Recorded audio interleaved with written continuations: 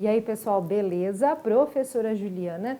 E no vídeo de hoje nós vamos falar sobre os produtos obtidos através das vacas A2A2. Você já viu alguma vez essa informação em algum rótulo de alguma coisa láctea que você foi comprar? Então é sobre isso que a gente vai falar hoje.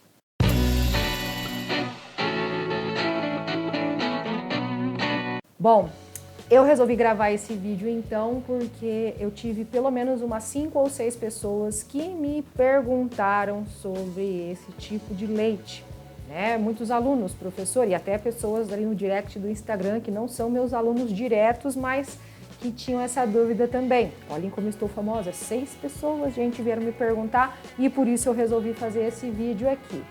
Quando a gente vai no mercado, né, foi isso que me perguntaram, professora, tinha um leite lá na bancada que estava escrito feito com vacas A2A2, que era um leite melhor para a gente consumir, né? O que significa esse melhor, o que é essa tal da vaca A2A2, tá? Então eu resolvi gravar esse vídeo para explicar um pouquinho sobre essa questão que até está muito relacionada com genética e com biologia. Quando a gente tem um produto no mercado, eu vou tentar achar alguns rótulos aqui para colocar para vocês. Eu não consumo produtos lácteos porque eu sou intolerante à lactose, nós vamos até comentar sobre isso. Tenho zero lactose e tal, mas a gente prefere não consumir, tá? Então eu não tenho lácteos aqui em casa para mostrar para você. Mas é bem frequente no mercado. Eu vi esses dias mussarela de búfala feita de vacas A2A2, o próprio leite mesmo para consumir, tá? Vou pôr alguns rótulos aí para você ver, às vezes você já viu e nem reparou, tá? O que é esse A2A2 que tem então no rótulo? Ele está se referindo à caseína do leite. O que seria então essa caseína? Vamos entender para chegar nas vacas A2. A caseína é uma das proteínas mais abundantes no leite de vaca. 80% mais ou menos das proteínas que compõem o leite de vaca são do tipo caseína. E no leite materno, ela chega a 20% da composição do leite materno humano, tá? Materno, né? Qualquer mãe mamífera tem leite materno, mas o leite materno humano é composto de 20% de caseína e no leite materno da vaquinha nós temos 80% de caseína, certo? A caseína é uma proteína que possui fósforo na sua composição e cálcio também.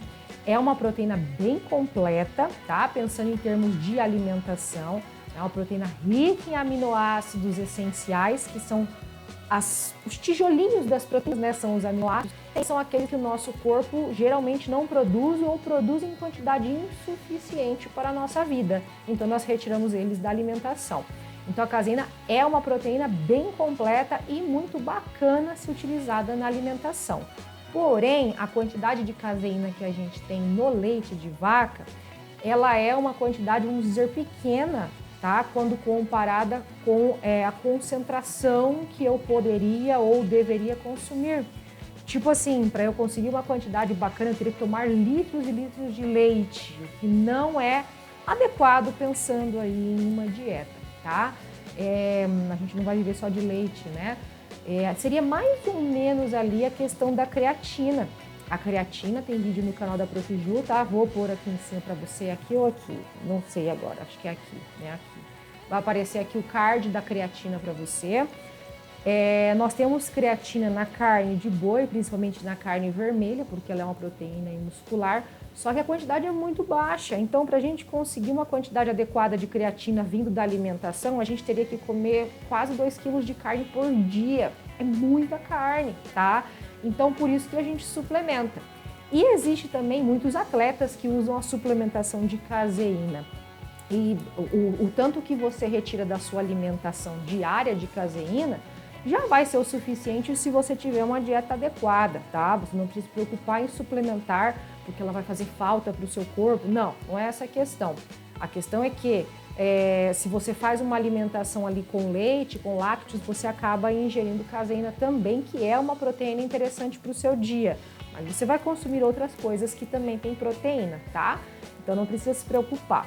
Mas pensando em atletas ou em pessoas que fazem reposição dessa proteína, a caseína ela é uma proteína considerada de absorção lenta. ela demora a ser digerida. E se demora é mais ou menos 6 a 8 horas para que ela seja totalmente digerida pelo seu corpo. Quebrada em pedacinhos para que o seu corpo consiga utilizar da melhor forma para ele. Então, como a caseína é uma proteína de absorção lenta, muitas pessoas acabam utilizando essa proteína, por exemplo, no período noturno, a caseína isolada, tá? A caseína que você compra em forma de suplementação, em forma de pó para você tomar.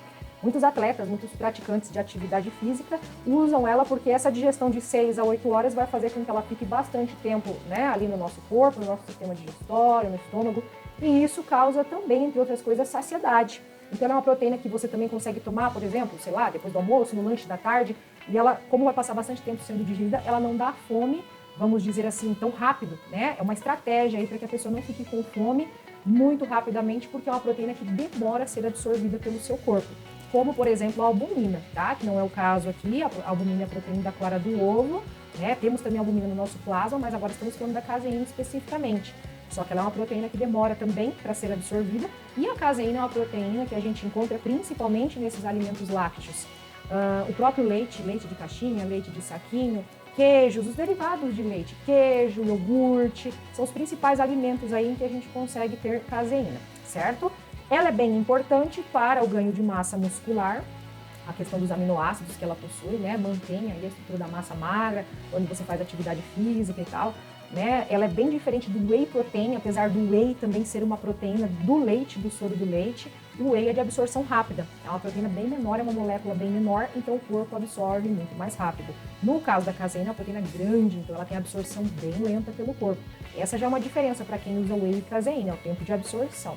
Então, quando você está consumindo caseína ou consumindo o próprio leite ou os lácteos, você tem a ingestão dessa proteína, só que existem muitas pessoas que têm desconforto gástrico quando consomem a caseína, ou na forma isolada ou na forma do próprio leite, certo? Então, nós temos dois tipos de moléculas ali que formam a caseína. Vamos falar de forma bem simples, tá, gente? Para que a gente consiga entender aqui. Seria a caseína A1 e a caseína A2, certo? Então a caseína ela é formada basicamente de unidades que a gente chama, que compõem, que estruturam essa proteína. A unidade alfa-S1, alfa-S2, a beta-caseína e uma parte coloidal que teria cálcio, na forma de fosfato de cálcio. Então, a beta-caseína, que é uma dessas regiões aí que compõem a proteína, uma sequência ali de aminoácidos, parecendo um colarzinho, né, com continhas, com miçanguinhas.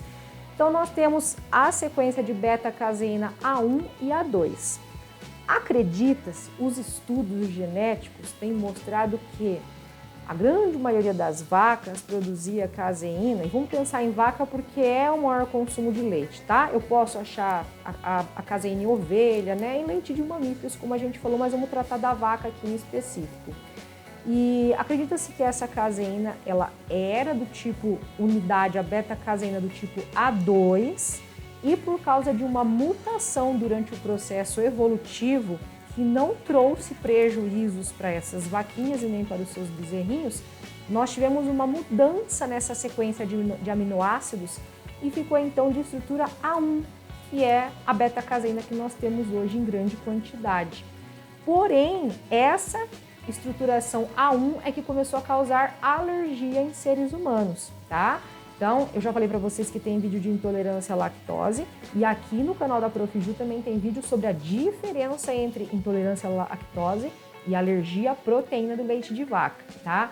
Nesse caso aqui que nós estamos trabalhando, nesse vídeo aqui, nós estamos falando de proteínas.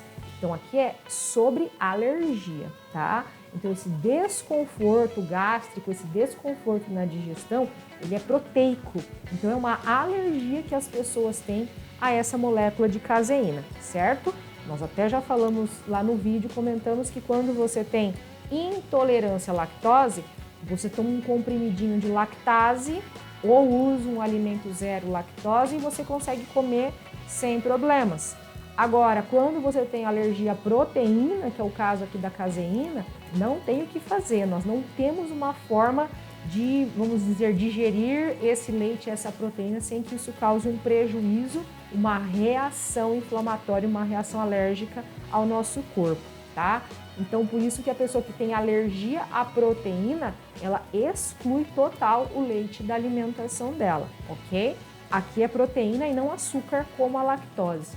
Então, no caso dessas pessoas que ingeriam a caseína A1, ela é produzida, ela é convertida, na verdade, em um outro composto no nosso corpo, que é chamado de beta-casomorfina, que também é chamado de BCN7, beta-casomorfina 7, tá?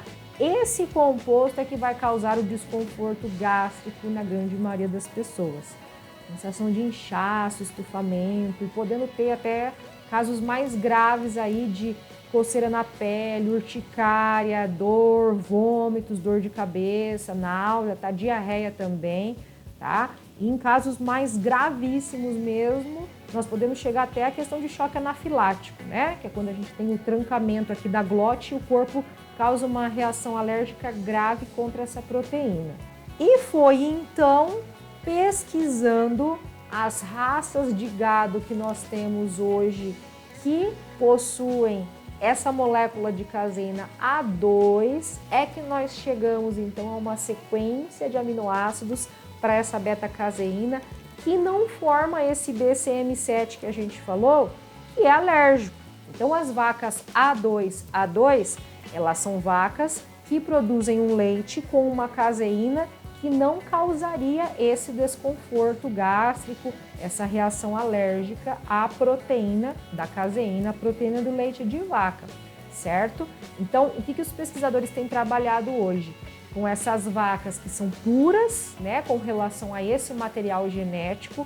Hoje já existe uma certificação para esses tipos de vacas, então todo esse material é inspecionado, auditado, é acompanhado desde a parte do cruzamento, da, vamos dizer assim, verificação do material genético, né, desses animais, até que esse leite chegue então para o consumo, né, no mercado, né, para o consumo aí do consumidor final, tá? Então já existe essa verificação, essas vacas já são então certificadas, então quando você compra esse alimento no mercado, ele já é um alimento já que você pode confiar, né, não tem mistura, tá? Menos de 1% aí de 2%, né, de, vamos dizer, contaminante que pode vir, né, com esse outro alelo, certo?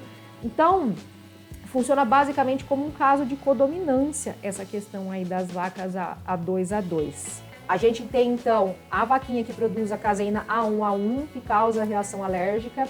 Temos a vaquinha que produz a caseína A2, que causaria reações, mas em menor quantidade, porque os dois alelos acabam aí se expressando. E temos as vaquinhas A2, que são aquelas em que a caseína não causa desconforto gástrico, né? Não tem essa reação alérgica à caseína. E essas vacas hoje já existe uma raça, né, no Brasil, que é uma raça, vamos dizer, pura A2, ela não tem mais, vamos dizer, contaminação, né? Não é contaminação porque não é um material estranho, é um material genético diferente, mas é uma raça pura em que a gente tem esse material A2 e elas estão sendo cruzadas aí entre si, tá? Para manter esse material genético com relação a essa proteína, fazendo com que a gente consiga consumir esses produtos, né? Essas vacas, então, elas têm um futuro promissor, pensando aí no comércio de leite, tá? E dos derivados, a produção da própria mussarela de búfala que a gente falou, creme de leite, que são produtos derivados aí, iogurtes, e que não vão ter essa problemática do desconforto, certo? Então hoje isso é um incremento para estudos genéticos, já temos vários estudos, já temos empresas como a Embrapa aí atuando, né, nesse setor, então do melhoramento genético desses animais, a parte aí de biologia, zootecnia, temos também o agronegócio, né? E temos um produto que está cada vez mais, vamos dizer assim, atendendo às necessidades do consumidor. Então aí você consegue consumir lácteos sem que isso te cause um problema grave. Você pode tirar as suas proteínas, né, e os seus nutrientes através desse leite e ele não vai te causar nenhum problema em que você tenha que restringir e tirar essas proteínas, essas vitaminas de um outro nutriente, de um outro tipo de alimento, certo? Então é algo bem legal, bem interessante aí, né? Em termos de genética, mais uma vez a genética aí a favor, né, da humanidade, dos seres vivos, principalmente na nossa alimentação. Para as vaquinhas é indiferente elas serem A1 ou A2, né, para alimentar o bezerro e tal, não tem nenhum achado de que isso possa causar algum problema para o filhote. Mas usando leite, né, para a espécie humana, isso tinha trazido problemas e agora a gente tem conseguido reverter essa situação com esse material genético aí próprio para consumo de quem tem alergia, certo? Eu espero que você tenha gostado desse vídeo, entendido essa questão aí das vaquinhas A2A2, desse material genético é tão importante. Curta o vídeo, comenta, compartilha com alguém que já viu isso aí no mercado e não sabia o que significava, porque agora você já sabe, né, qual que é o significado. E você também já sabe que biologia não é só para tirar 10 no Enem, na prova, no vestibular, né? Olha só onde nós chegamos com a biologia agora, né? Lá no mercado, nas caixinhas de leite. Porque biologia é para a sua vida.